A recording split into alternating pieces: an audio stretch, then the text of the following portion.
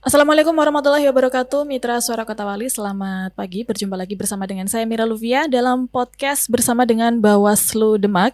Yang pada pagi hari ini kita akan membahas tentang pengawasan penyusunan daftar pemilih tetap pemilu 2024 bersama dengan narasumber dari Bawaslu yang sudah hadir di Radio Suara Kota Wali. Saya sapa terlebih dahulu, ada Pak Amin Wahyudi. Ya, selamat pagi. Assalamualaikum Mbak Mira. Waalaikumsalam. Ini Pak Amin Wahyudi ini Kordif Pencegahan Parmas dan Humas Bawaslu Kabupaten Demak. Betul Mbak. Apa kabar Pak? Alhamdulillah. Alhamdulillah. Pagi-pagi saya tadi dapat WA dari salah satu teman. Mas, jangan lupa titip salam buat penyiarnya. Aduh. Salam apa nih? Gak tahu, hanya bilangnya salam ya. Oke. Dijawab aja ya, waalaikumsalam gitu ya. Oke, Pak Amin, ini terkait dengan pengawasan penyusunan daftar pemilih tetap ya atau DPT. Nah, ini sebetulnya langsung saja ya.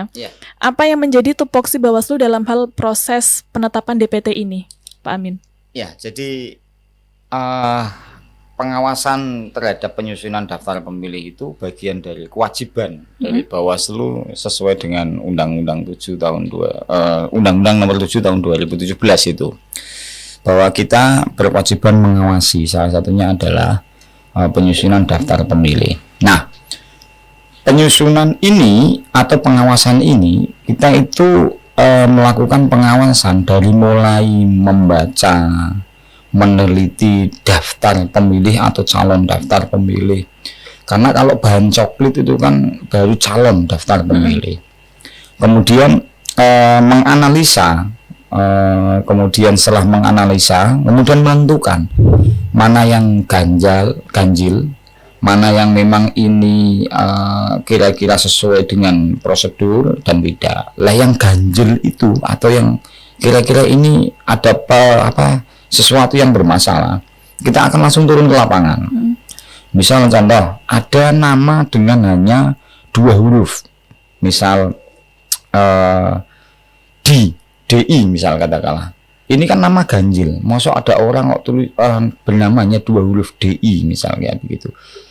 Kita akan cari kira-kira orang yang beralamat di sini ada nggak yang namanya D. Ketika ada yang menyampaikan, oh ada, itu kita juga belum cukup. Kita harus ketemu dengan yang bersangkutan, minta alamat minta KTP-nya. Karena basis penyusunan daftar pemilih itu adalah pakainya de jure. De jure itu mudahnya dipahami KK sama KTP. Sesuai dengan itu begitu ya. Jadi kalau tertulis di KTP atau di KK itu DI toh, ya sudah. Walaupun mungkin waktu ke masa kecil orang tuanya bancaan habis bubur 1 truk misal, ternyata salah nulis hanya tinggal DI, ya sudah itu aja gitu. Karena ada nih teman saya itu begitu, namanya itu masih saudara kakak ipar, Miftahul Huda, hanya ditulis Miftah gitu. Akhirnya ya komplain gimana, sudah jadi bentuk ijazahnya juga begitu, KTP-nya juga begitu, ya sudah begitu. Ya, sulit kalau dilakukan perubahan begitu ya. Iya. Dan memang itu terjadi. Ada beberapa kayak kemarin itu kita juga bingung, ini nama kok nggak bisa dibaca gitu. Namanya kayak Bilqis Sausan kalau saya nggak salah itu, tanpa spasi, kemudian huruf konsonannya itu pakainya Z yang I-nya.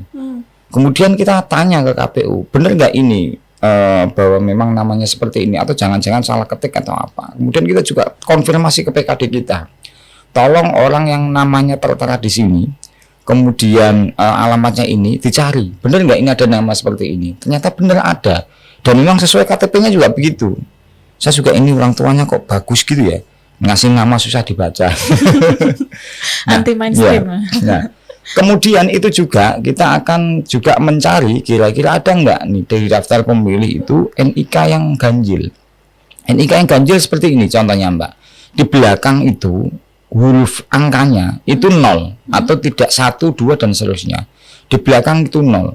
Nanti coba jenengan punya KTP itu dilihat kira-kira di huruf yang paling akhir di NIK itu 0 atau angka 1 dan seterusnya. Kalau 0 itu juga bagian dari sesuatu yang ganjil dalam bahasa kami, sehingga perlu diklarifikasi ke bawah. Dan itu memang juga terjadi, ada orang yang memang dia secara faktual ada orangnya, KTP-nya juga NIK-nya di bawah, di belakang itu 0. Dan itu apa yang akan kita lakukan? Kita sampaikan ke KPU, kemudian KPU berkoordinasi dengan Capil. Capil minta ke kita sama KPU itu untuk datang-datang bahwa ini harus dibenahi bersama. Kemarin tanggal 12 Juni hari Senin itu KPU mendatangkan boncengke orang-orang yang dalam tanda kutip daftar pemilihnya atau elemen datanya itu ganjil. Dan lagi ini yang biasa terjadi di kita, ada masa kecilnya misal dikasih nama patok gitu, patok atau tunggak semi misal, kan banyak itu yang di tetangga-tetangga kita itu karena orang desa itu. Kemudian dia setelah mondok diganti jenengin Nurul Mutakin atau Nurul Furqon atau disebut Nurul Falah atau apalah begitu, karena mungkin di pondok pakai bahasa-bahasa itu, diganti Nurul Amin misal sebutkanlah gitu oleh kiainya. Kemudian setelah karena sudah dewasa, padahal kakaknya sudah tercetak dan seterusnya begitu, akhirnya ini kan mengalami perbedaan. Lah problemnya itu begini, masyarakat itu kecilnya itu namanya tunggak semi misal, besarnya diganti dengan Nurul Amin misal sebetulnya kayak begitu.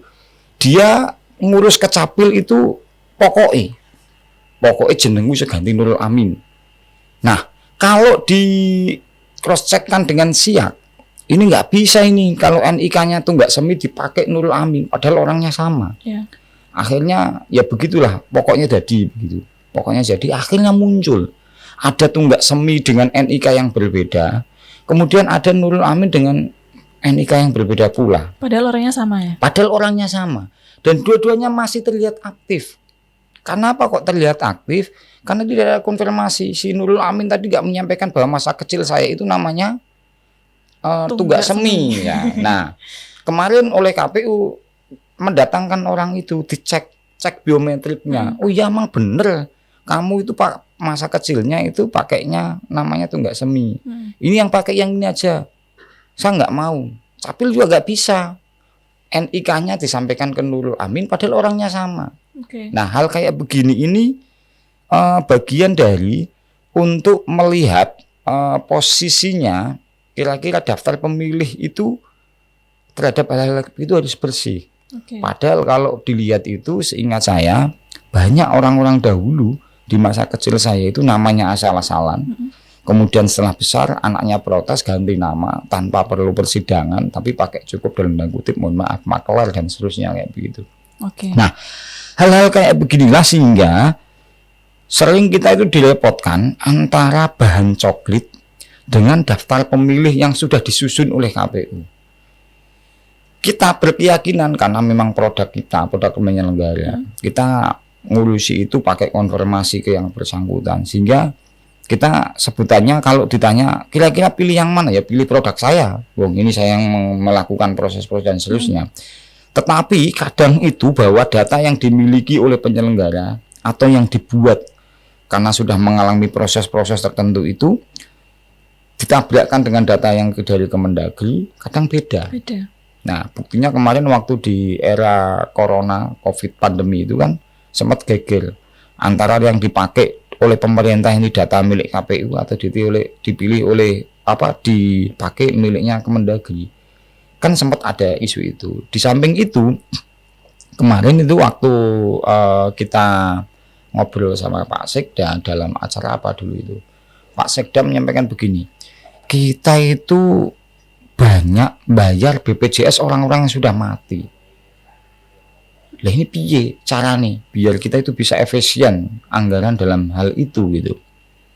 Ya saya menyampaikan gampang Pak, nanti jenengan nginceng aja ke kita. Karena kita nggak akan berani memberikan status seseorang meninggal tanpa ada konfirmasi ke lapangan dan tanpa ada keterangan dari pemerintah setempat. Lah pertanyaannya begini, lah itu kapan? Nah kalau kapan itu monggo jenengan matur saja sama KPU, saya bilang begitu. Artinya begini Pak, banyak hal memang kalau dalam sebutan benang kusut carut marut ini. Lah kalau pertanyaannya siapa yang diuntungkan atau siapa yang disalahkan dan seterusnya, saya pikir hari ini kita jangan berbilang siapa yang disalahkan, siapa yang diuntungkan. Ya begini, menurut saya bahwa ini harus disadari dulu bersama bahwa ini ada masalah, ada carut marut soal data kependudukan atau soal daftar pemilih kita. Setelah kita menyepakati bersama-sama bahwa ini ada problem, yang selanjutnya jangan mencari siapa yang salah. Ayo kita lakoni bareng-bareng. Benahi bersama gitu, Iya. Pak. Karena begini, sebutkanlah begini. Soal terkait data ini yang berkepentingan kan tidak hanya Capil, tidak hanya Bawaslu, tidak hanya KPU Bawaslu atau penyelenggara pemilu. Ada dari BPS. Ada dari mungkin bagian perekonomian, ada bagian dari pertanian karena ada sensus pertanian, sensus perekonomian, sensus penduduk dan seterusnya. Dan data-data itu nggak pernah sinkron. Ini kan yang bikin pusing, ini janjane gitu gimana ini. Kalau kita ngotot bahwa kita yang paling benar nanti dikira kita sok-sokan. Tapi kalau kita nggak ngotot, kalau ini yang paling benar, wong ini produk kita. Hal-hal kayak begini itu kan juga, ya mohon maaf, harus didudukkan bersama. Kemudian disadari dulu bahwa ini sebuah masalah. Jangan menyalahkan siapapun. Habis itu ayo kita benahi bersama. Ayo kita klarifikasi bersama. Ayo kita buat kesimpulan yang sama, begitu. Kemudian selain itu bahwa yang namanya penyusunan itu kan dinamis. Baik. Dinamis.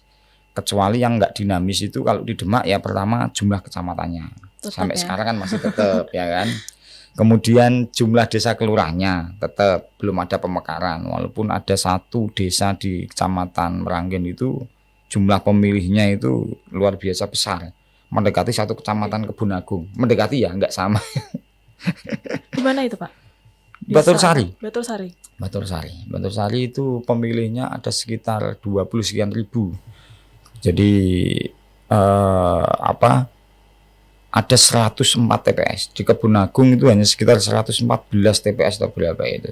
Jadi kemudian jumlah TPS-nya yang semula KPU itu menyampaikannya itu 3.650 TPS reguler dan 9 TPS lokasi khusus. Hari ini berkurang satu yang TPS di lokasi khusus. Jadi 8 TPS di lokasi khusus. Pengurangannya karena apa, Pak? Karena ini yang di Demak itu kan 1 rutan dan 8 pondok pesantren. Nah, pondok pesantren Al-Hadi Meranggen itu ternyata jumlah pemilih di lokasi tersebut itu berkurang. Sehingga dia menyampaikan untuk pengunduran diri karena hanya sekitar kurang dari 70.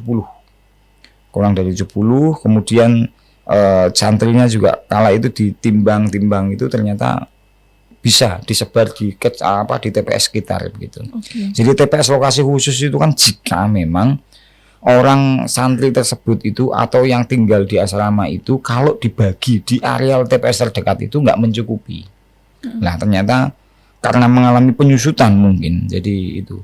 Dan ini nanti juga menjadi problem tersendiri di bulan Juni-Juli itu kan masa transisi hilir mudik masuk keluarnya santri. Oh iya, betul. Nah, Ajaran ini baru juga ya. ajaran baru ya. Makanya ini nanti bisa jadi berubah lagi dinamis, tetapi karena DPT itu ditetapkan di tanggal 20 Juni ini nanti, kita juga pengen tanya ke KPU nanti kira-kira hilir mudik ini posisinya nanti seperti apa? Apakah memang tetap pada posisi semula atau ada kebijakan tersendiri? Karena memang di wilayah teknis yang punya kuasa itu teman-teman di KPU gitu. Okay. Nah, kemudian terakhir itu penetapan DPS HP tingkat kecamatan itu angka yang kita jumlahkan, kita total semua itu ada 897.664. Kemudian kita lihat di Sidalih karena kita punya akun viewer itu turun jadi 897.290. Jadi ada sekitar 1 mingguan itu berkurangnya 374. Oke, kenapa bisa turun, Mas Amin? Nah, Pak Amin. begini, bahwa yang namanya mobilisasi penduduk itu kan sangat dinamis. Capil dari awal, Disduk Capil Demak menyampaikan ke kami itu dari awal itu begini, bahwa ada yang keluar masuk itu setiap hari itu minimal 30 orang. Belum lagi yang meninggal. Cuman kalau di teman-teman Capil itu yang meninggal kalau nggak dilaporkan ke Capil, itu kan Capil nggak akan tahu ya. menyampaikan apa-apa. Karena apa? Ya harus ada persetujuan dari dan persaksian karena menghilangkan nyawa seseorang, menghapus itu kan sama juga menghilangkan hak asasinya. Betul. Tapi kalau sudah meninggal ya nggak ada hak asasinya kan begitu. Karena apapun judulnya kalau sudah dimeninggalkan itu sudah nggak bisa memilih dan dipilih Karena memilih dan dipilih itu kan hak asasinya gitu. Hak mendapatkan pelayanan dan seterusnya pendidikan. Makanya tetap Capil menyampaikan bahwa ketika untuk memberikan status seseorang ini meninggal atau tidak harus ada ahli waris yang datang dan ada keputusan atau yang mengesahkan dari pemerintah desa atau pemerintah setempat. Nah, dari situ itu memang bahwa banyak orang yang sudah meninggal tapi tercatat. Karena kenapa kok masih tercatat? KPU menyampaikan bahwa terhadap orang yang meninggal itu sesuai dengan PKPU 7 tahun 2023 atas perubahan PKPU 7 tahun 2022 terhadap orang yang berstatus meninggal itu ya memang tidak bisa dihapus, di TMS-kan dalam tanda kutip itu di TMS-kan jika memang tidak ada surat keterangan kematian atau akte kematian. Nah, dari sini ini di dua hal ini kan prosesnya lama. Misal contohnya begini, ada orang yang meninggal di kampungnya jenengan hari ini misal. Untuk memberikan surat keterangan kematian nggak mungkin hari ini pula. Tetap butuh mungkin berapa hari. Apalagi kalau pas meninggalnya hari Jumat, harus nunggu Senin kan gitu. Karena Sabtu Minggu pelayanan tutup gitu. Hal-hal kayak begini memang yang menjadikan bahwa data pergeseran atau data dari data kependudukan itu atau daftar pemilih itu sangat dinamis dan berjalan begitu. Dan alhamdulillah hari ini atau periode ini kami sangat mengapresiasi kepada Diduk Capil karena sudah sangat luar biasa membantu KPU, membantu kami terhadap hal-hal yang saya sebut di awal tadi ganjil. Contoh misal ini, ada satu orang punya 2 NIK, ada 1 NIK di bawah 2 orang. Ada NIK yang di belakangnya 0, ada alamat RT RW-nya 0. Itu kita konfirmasi ke Capil dan Capil welcome. Bahkan kemarin kita ributi, kita geruduk rame-rame itu, ya juga beliau sudah nggak apa-apa Pak. Yang penting ini kita diklarifikasi di hari ini dan kita bisa selesai. Dan ini luar biasanya Capil Demak. Nah, kalau temuan-temuan semacam itu tidak ditindaklanjuti, ini akan berdampak pada apa, Pak Amin? Jadi begini. Penetapan daftar pemilih tetap itu salah satu implikasinya adalah penentuan jumlah surat suara. Kalau misal sebutkanlah saya biar gampang pemahamannya, DPT-nya 100, maka nanti surat suara yang dicetak untuk Kabupaten Demak 100 plus 2,5%-nya, berarti plus 3, hanya 103 surat suara. Lah ini implikasinya jika itu tidak ditindaklanjuti, misal ada yang meninggal nggak segera dihapus, artinya begini, bahaya nanti jika surat suara atau hak suara orang yang sudah meninggal itu disalahgunakan oleh orang yang nggak bertanggung jawab. Kalau disalahgunakan oleh orang yang tidak bertanggung jawab, nanti jadinya adalah pemilu itu bisa dengan ketentuan. Misal lebih dari 1 orang yang memilih itu akan ada pemungutan suara ulang. Kalau pemungutan suara ulang kan nambah energi, nambah biaya dan seterusnya. Implikasinya banyak. Belum lagi kadang ada yang memberikan statement hasil pemilunya nggak konstitusional. Itu kan juga lebih makpeng lagi di telinga kita. Maka kami itu mewanti-wanti, memberikan surat himbauan, memberikan surat pencegahan, menyampaikan hal-hal. Sampai kemarin kita total itu semua jajaran di Kabupaten Demak, kita itu sudah melakukan pencegahan 4096 item. Ini bukti bahwa memang kita pengen serius persoalan-persoalan mengawal proses ini. Dan itu memang sebutan saya itu hari ini itu memang paradigma kita untuk melakukan pengawasan itu nomor satunya, prioritasnya adalah pencegahan. Kalau memang kita sudah mencegah terus kok masih terjadi pelanggaran, yus nasib gitu aja. Kita harus melangkah yang selanjutnya begitu. Karena pada kenyataannya juga sudah berupaya semaksimal mungkin begitu ya untuk melakukan berbagai pencegahan begitu. Nah, terkait dengan data-data yang yang Pak Amin sebutkan tadi terkait dengan pemilih yang meninggal, kemudian adanya NIK yang belakangnya 0 segala macam, itu apakah menjadi salah satu alasan kenapa sebelum sampai pada tahap DPT itu harus sudah ada tahap-tahap sebelumnya? Kalau begini Mbak, jadi awalnya itu begini, kita itu dapat yang namanya salinan daftar pemilih dari KPU. Dan elemen data yang kita terima itu sesuai tabulasinya, nomor, 1 itu nomor, 2 itu nama, 3 itu jenis kelamin, 4 itu umur ya, bukan tanggal lahir, umur, kemudian alamat, dan nomor TPS. Nah, itu yang di salinan. Tetapi kita dapat mengakses yang namanya cek dptonline.kpu.go.id. Ya toh, 2 hal itu.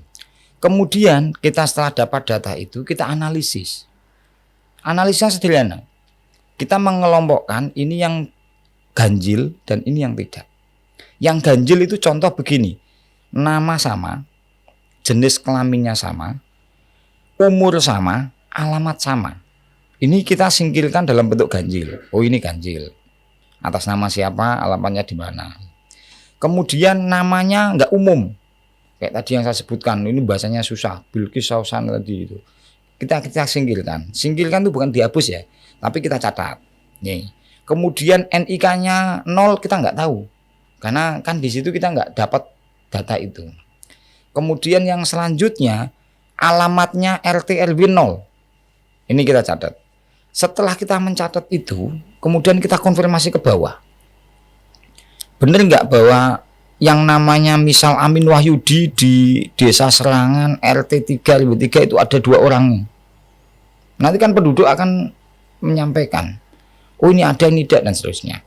Jika memang ada, kita harus ketemu orangnya.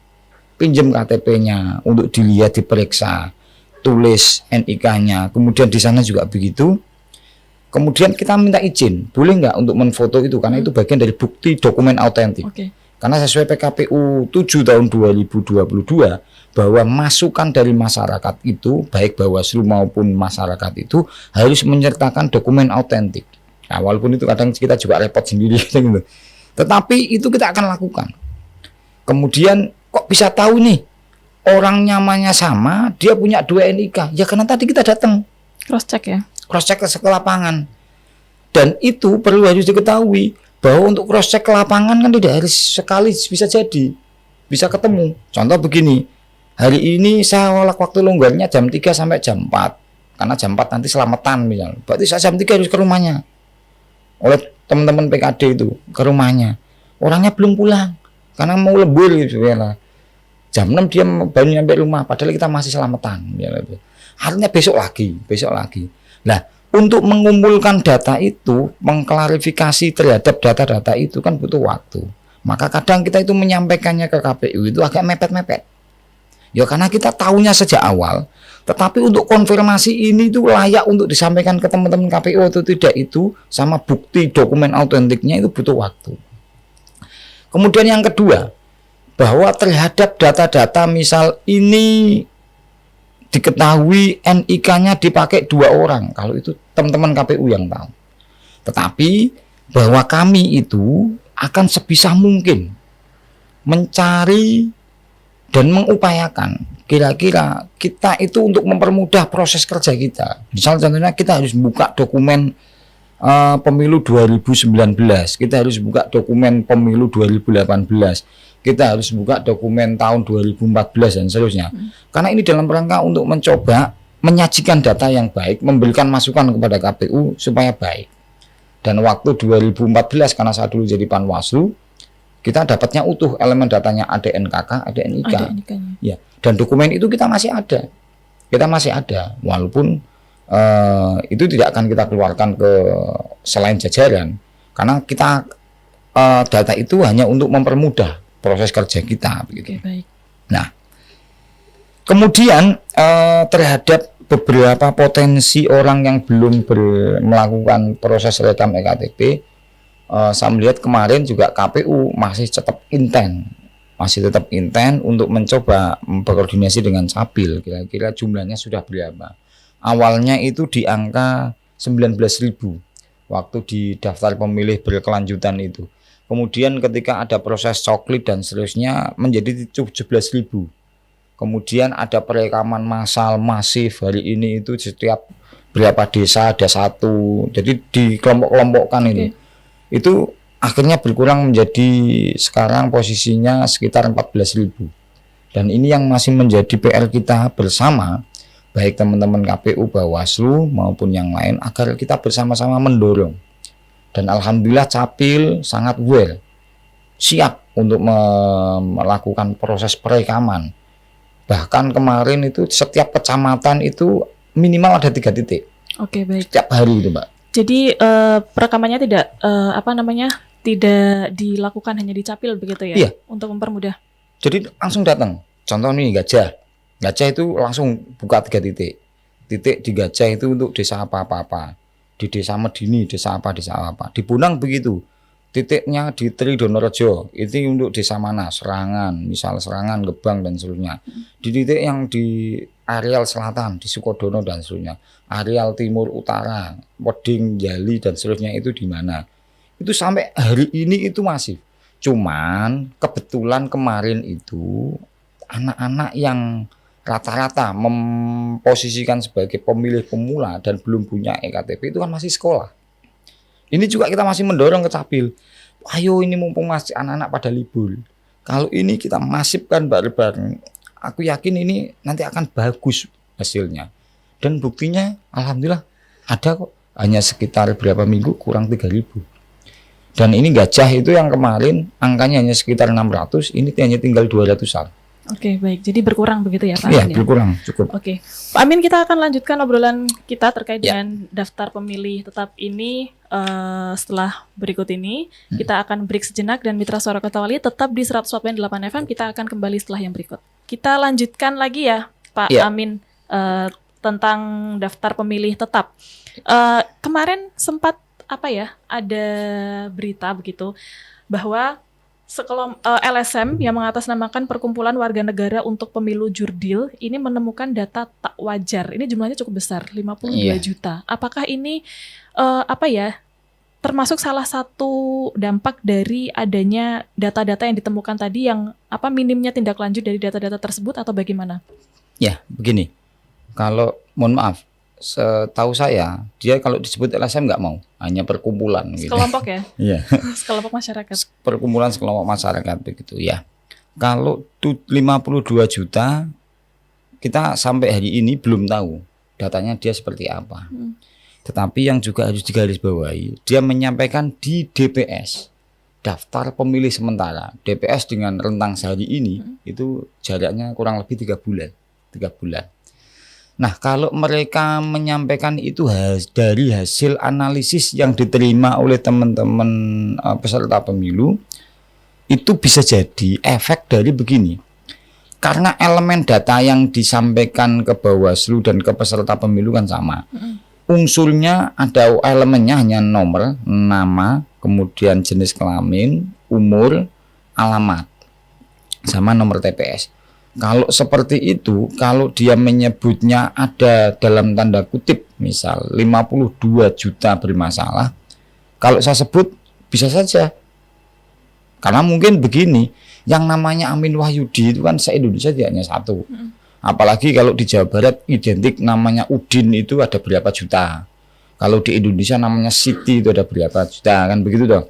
Nah, kalau saya melihat di Demak saja, kalau saya menganalisa angkanya, DPS dulu kita itu 899.774. Hari ini itu kita sudah masuk di angka 897.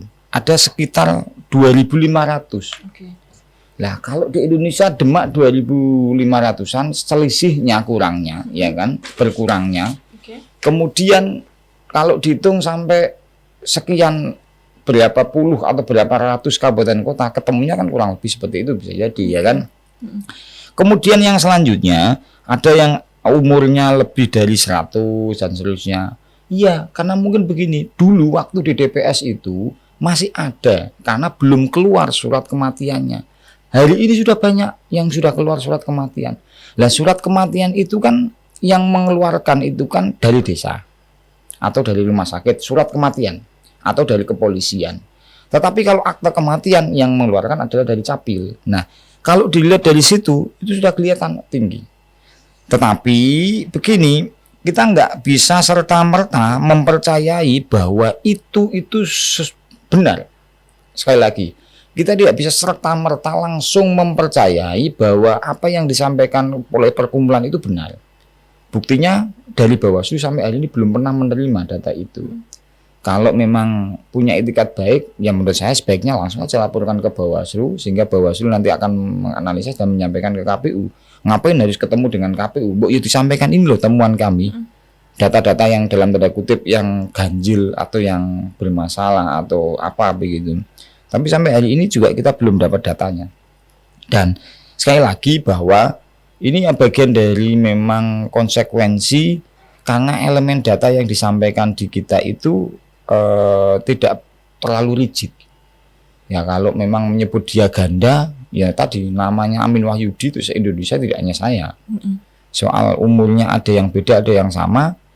Kalau misal saya selisih dengan Amin Wahyudi yang lain hanya 3 bulan kan tetap tertulis sama 40 misalnya begitu. Kemudian yang selanjutnya terkait data itu memang hari ini kita masih menunggu kira-kira mau diapakan mereka begitu.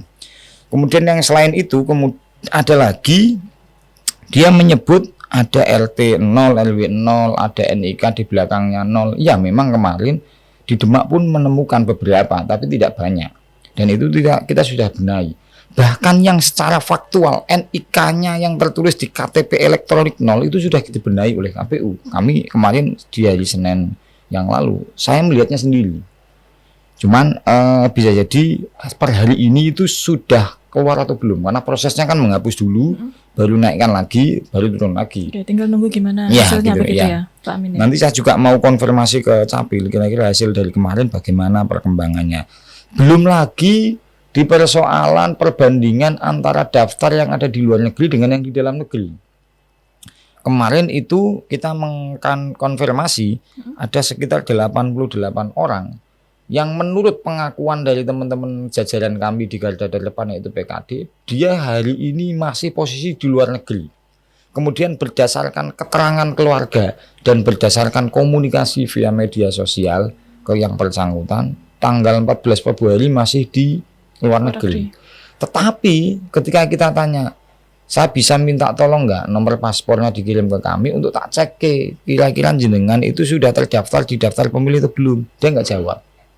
Karena nuwun sewu yang di WNI yang menjadi TKI atau tenaga kerja Indonesia kan tidak semuanya nuwun sewu, jalurnya kan tidak jalur legal, ada yang jalur nekat dan seterusnya kan begitulah.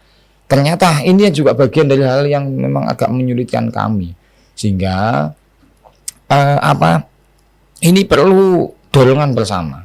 Tidak hanya kita yang ngotot, tapi teman-teman masyarakat publik hanya hal blegedes kan pada baik. Artinya kita ngotot debu-debu berapi-api, tapi mereka nggak gagas kan juga repot. Nah, kemudian terhadap hal-hal yang temuan tadi yang seperti 52 juta itu, menurut saya, langsung disampaikan aja ke kami penyelenggara, langsung kita analisis. Yang memang berwenang untuk menyelidiki itu ya, iya. Pak Amin ya. Dan kita tentu akan menjelaskan. Nah, memang ada Demak sekian, oke. Orangnya saya panggil, KPU saya panggil, ayo duduk bareng. Nama-nama ini bagaimana? Langsung ditindaklanjuti gitu ya. Karena ini dalam rangka untuk supaya apa? Membangun kepercayaan bahwa kita itu sudah habis-habisan menghabiskan tenaga untuk menyelenggarakan pemilu ini baik dan konsisten. Saya khawatir kalau ini digoreng nanti ujung-ujungnya adalah menyampaikan ada yang kalah yang pemilu ini tidak konstitusional. Itu lagu lama itu biasa gitu. Pasti ada seperti itu ya. Kalau belum ada yang kalah, itu pada diem. Tapi kalau sudah yang kalah ngomong enggak konstitusional satu muncul semuanya. Oke. Baik, Pak Amin, ini sudah ada pertanyaan yang masuk ya melalui live chat di YouTube Radio Suara Kota Wali. Ini dari Saiful Alim. Nah, ikhtiar sudah dilakukan oleh penyelenggara agar setiap WNI bisa masuk DPT. Apakah dimungkinkan nanti mendekati hari H pemilu yang tidak masuk DPT bisa menggunakan KTPL? Oh iya. Jadi setelah ditetapkan DPT, itu masih ada peluang lagi untuk tetap pemilih bisa masuk. Ada istilahnya DPTB dan ada istilahnya DPK. Nah, jika DPK itu banyak, DPK itu orang yang memilih hanya dengan KTP walaupun dia nggak terdaftar. Ketentuannya khusus, Pak. Dia nyoblos rentang waktunya jam 12 sampai jam 13. Oke. Dia boleh memilih sesuai dengan alamat KTP-nya. Misal RT1 RW2. Orang RT1 RW2 itu di TPS berapa? Ya dia hanya boleh nyoblos di situ. Kemudian kalau DPTB itu kan pindahan. Misal setelah ditetapkan itu jenengan misal Mbak Mira ditetapkan, pasca ditetapkan DPT pindah. Karena ada yang lebih bagus, lebih menarik tempatnya misalnya begitu, atau pindah tugas daripada riwa-riwi, saya tak pindah. Dengan menyampaikan ke KPU bahwa saya sudah pindah, nanti dimasukkan ke DPTB gitu. Di DPT itu diputuskan itu ya dalam rangka memang hanya untuk menentukan tadi salah satunya, bukan tidak hanya, tapi salah satunya adalah untuk menentukan jumlah suara-suara yang akan ditentukan itu. Kemudian boleh saja, boleh.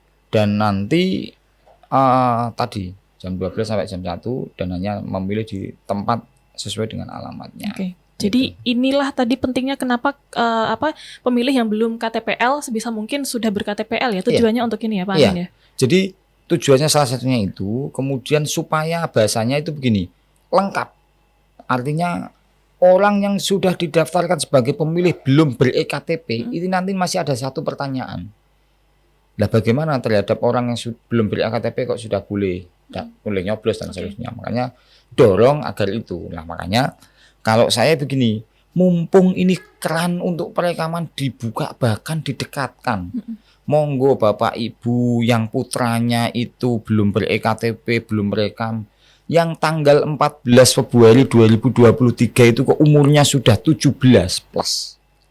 Silahkan. Dan ini enak pelayanannya. Saya itu sering ngompoli sama tetangga-tetangga, ayo udah ngerekam, mumpung gampang. Nah besok belum tahu saya. Ini dalam rangka kan ngompoli, mereka langsung satset gitu. Betul. Bahkan di Bonang dan di beberapa tempat kayak Gajah itu, kami itu penyelenggara Bu, itu bonceng ke. Nang tak bonceng ke, tak terke foto. Nah terus dia tanya, Pak lah KTP-nya kapan jadinya? Engko umurmu belum 17. Nak 17-nya kok Desember dia baru dicetak KTP-nya. Oke. Kok Januari, maka akan dicetak bulan Januari. Dan yang penting melakukan perekaman terlebih dahulu. Perekaman dulu. Iya, gitu. Oke. Nah, pemilu 2024 ini kan ibaratnya kita mengulang di 2019 ya. Dulu sudah pernah ada pemilu Pemilu serentak gitu. Akan ada pemilihan presiden wakil presiden, kemudian DPR, kemudian DPD, DPRD provinsi dan DPRD kabupaten atau kota. Nah, berkaca dari pemilu tahun 2019 itu kira-kira kita bicara pelanggaran ya Pak Amin ya. Kira-kira potensi pelanggaran seperti apa yang akan terjadi? Kalau potensi pelanggarannya, ini prediksi ya, prediksi. Yang hari ini saya itu masih bingung bagaimana cara mencegahnya. Pelanggaran kampanye di media sosial, hoax. Yang kedua hoax, ujaran kebencian. Kemudian di media sosial yang menyinggung soal ras. Jadi suku, agama, kemudian dan seterusnya. Kemudian politik identitas. Tetapi ranahnya di media sosial yang kita memang agak kesulitan. Karena begini, berita di Facebook tahun 2018 hanya cukup diklik U dan P atau titik klik saja itu sudah muncul lagi sekarang. Nah ini yang hari ini kita masih memikirkan bagaimana cara supaya ini berkurang dalam bahasa saya gitu. Itu yang pertama. Yang kedua adalah persoalan ini pelanggaran pemasangan APK yang hari ini kita sudah merasakan. APK apa itu? Alat yang baliho-baliho itu, alat peraga kampanye. Walaupun hari ini masih kalau banyak yang masih dikategorikan sosialisasi begitu karena belum lengkap. Tetapi pasca MK menetapkan bahwa pemilu ini proporsional terbuka, saya meyakini nanti banyak gitu. Dan berbahagialah para pengusaha-pengusaha yang punya digital printing gitu. Stok banyak, nanti banyak yang datang. Jadi peluang tersendiri ya Pak Amin. Sama penjual bambu itu nanti banyak itu. Kulaan sing oke Pak sing dodol bambu untuk alat kampanye. Kemudian para penyedia jasa pemasangan itu wes sedang siap siaga. Ini mesti banyak. Karena sebelum MK memutuskan proporsional terbuka tertutup itu podo males, Mbak. Mau nak tertutup ya tewas aku temenanan. Yang kedua itu tadi APK. Yang ketiga ini yang masih menjadi ketakutan di benak saya adalah efek persoalan yang dulu. Apa? Cebong dan apa tadi? Kadrun dan cebong atau apa itu. Artinya bagian dari politik identitas, tetapi ini bukan wilayah media sosial, tetapi sampai kepada kehidupan sehari-hari. Jadi ini kan sudah mulai agak memanas gitu, semakin kekinian gitu. Kemudian yang terakhir adalah persoalan politik uang. Hari ini itu memang kita sudah berusaha semaksimal mungkin mencoba menyampaikan bahwa politik uang itu bahaya dan seterusnya. Tetapi secara fakta keluarnya ya NPWP, nomor piro wani piro yang memet ya. Itu yang dari dulu, sejak dulu ya, Pak ya. Dan itu juga yang bikin jenengan saya itu jangan pernah bermimpi untuk menjadi anggota legislatif karena harus kosnya terlalu tinggi. Pinter nggak cukup ternyata gitu. Jadi harus juga tebel juga itu yang harus kita punya. Nah, untuk mengantisipasi itu supaya tidak terulang di pemilu tahun 2024 ini dari Bawaslu seperti apa, Pak Amin? Nah, kita menggencarkan yang namanya pencegahan dengan cara sosialisasi, edukasi, kemudian meyakinkan ke publik. Minimal kita itu hari ini membuat seruan-seruan yang agak bisa diterima. Contoh misal kita berencana ini mau buat slogan kayak begini, wani pora, para caleg ora dum duit. Kalimat-kalimat sederhana kayak begitu gitu. Ini dalam rangka apa? Kita bersama-sama menyadarkan, kita nggak menyalahkan pihak mana, siapa dan seterusnya enggak. Tetapi kita lebih menyadarkan, ayo kalau memang sudah diatur di undang-undang itu dilarang, ya ayo ditaati bareng-bareng. Makanya kalau saya menyebutkan begini kepada beberapa orang itu, gini aja, kita naik sepeda motor nggak bawa helm, padahal kalau nggak bawa helm itu dilarang. Pertanyaannya bukan ditilang atau tidak, bukan melanggar hukum atau tidak, dosa apa orang. Nah kalau saya bilang pertanyaannya kayak gitu kan, kalau itu sebuah dosa, ya tidak ditilang pun dosa, dan itu akan ditanya di akhirat. Sama melakukan atau menerima politik uang itu dosa pora, wong di undang-undang jelas dilarang. Kalau memang dosa, ya monggo jenengan pengen nglakoni pak ora gitu, silakan gitu. Yang penting bahwa kita bersepakat kalau sesuatu yang diatur di undang-undang itu dilarang, ya dosa. Nak diwajibkan, ya kudu dilakoni. Nak ditinggal, ya dosa dan seterusnya kayak begitu. Nah, tapi sekali lagi bahwa ini kita kembalikan ke masyarakat karena masyarakat atau publik ada pemilik kedaulatan sesuai Undang-Undang Dasar 45 Pasal 1 ayat 1 kayaknya. Oke, baik. Kemudian ini untuk pihak-pihak yang diajak bekerja sama, Pak Amin, dalam mengatasi ini. Kalau kita ini nanti kita akan mencoba semua stakeholder ya Mbak ya. Terutama teman-teman pegiat media sosial, karena tadi salah satunya yang kita khawatirkan di media sosial. Kemudian teman-teman mahasiswa generasi Z itu, kemudian salah satunya juga nanti radio, Kominfo, artinya sama komunitas-komunitas kecil. Saya melihat di Demak itu kemarin itu saya melihat coba tak muter-muter ke kafe-kafe, ternyata banyak itu.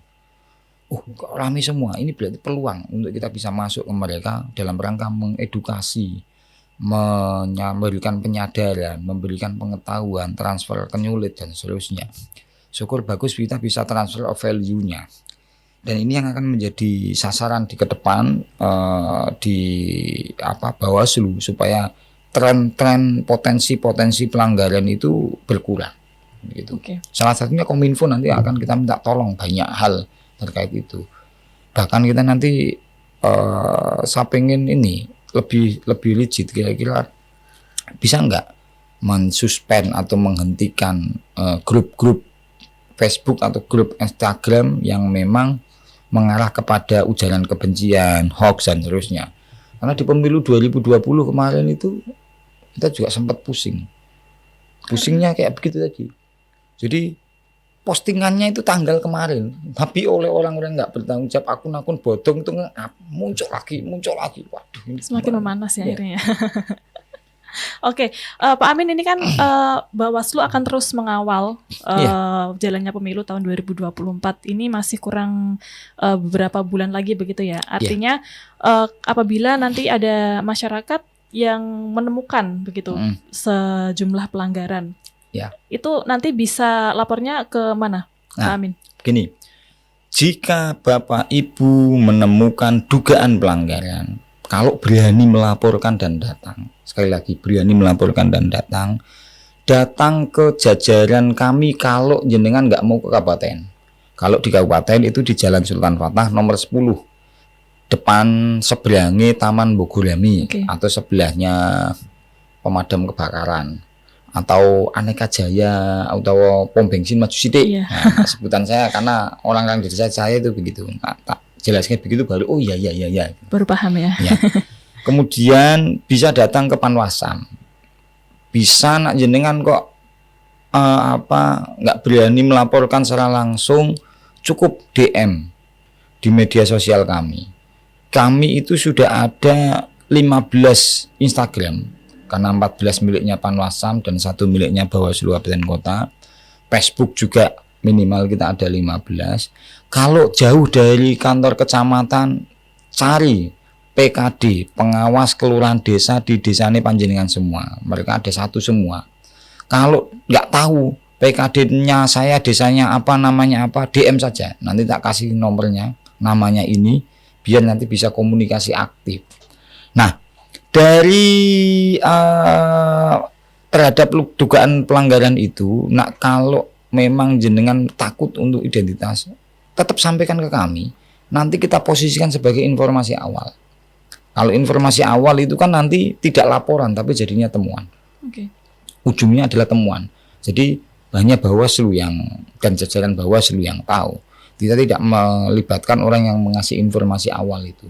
Tapi kalau laporan nanti tetap ada prosedur, harus ngisi siapa yang melaporkan, dan nanti akan kita klarifikasi, kita tanya.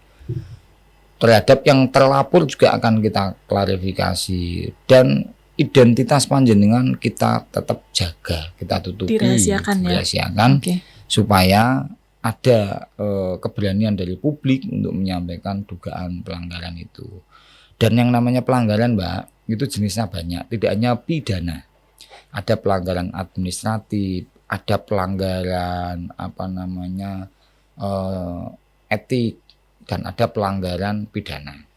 Kalau sengketa itu ada dua, sengketa proses dan sengketa hasil. Kalau sengketa proses itu sengketa antara peserta pemilu dengan peserta pemilu yang lainnya, atau sengketa antara peserta pemilu dengan KPU akibat keputusan yang dikeluarkan oleh KPU.